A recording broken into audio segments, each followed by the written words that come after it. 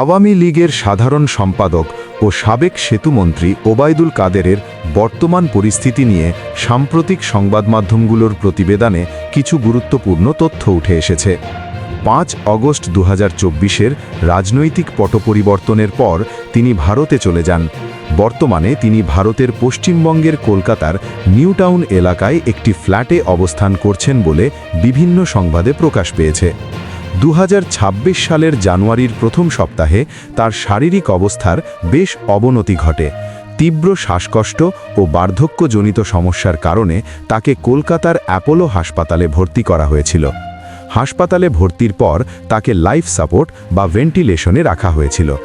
৫ জানুয়ারি ২০২৬-এর খবর অনুযায়ী তার শারীরিক অবস্থা কিছুটা স্থিতিশীল হওয়ায় তাকে হাসপাতাল থেকে নিউটাউনের বাসায় ফিরিয়ে নেওয়া হয়েছে। তবে তিনি এখনও সেখানে চিকিৎসকদের নিবিড় পর্যবেক্ষণে আছেন এবং বাড়িতেই তাকে অক্সিজেন সাপোর্ট দেওয়া হচ্ছে। বাংলাদেশের আন্তর্জাতিক অপরাধ ট্রাইব্যুনাল জুলাই অগস্টের ছাত্র জনতার আন্দোলনের সময় হত্যাযোগ্য ও উস্কানি দেওয়ার অভিযোগে তার বিরুদ্ধে গ্রেপ্তারি পরোয়ানা জারি করেছে। ৬ জানুয়ারি ২০২৬ তারিখে দুর্নীতি দমন কমিশনের আবেদনের পরিপ্রেক্ষিতে আদালত তার ওপর দেশত্যাগে নিষেধাজ্ঞা আরোপ করেছে, যদিও তিনি বর্তমানে দেশের বাইরে অবস্থান করছেন। তার বিরুদ্ধে বিভিন্ন দুর্নীতি ও অনিয়মের অভিযোগেও তদন্ত চলছে।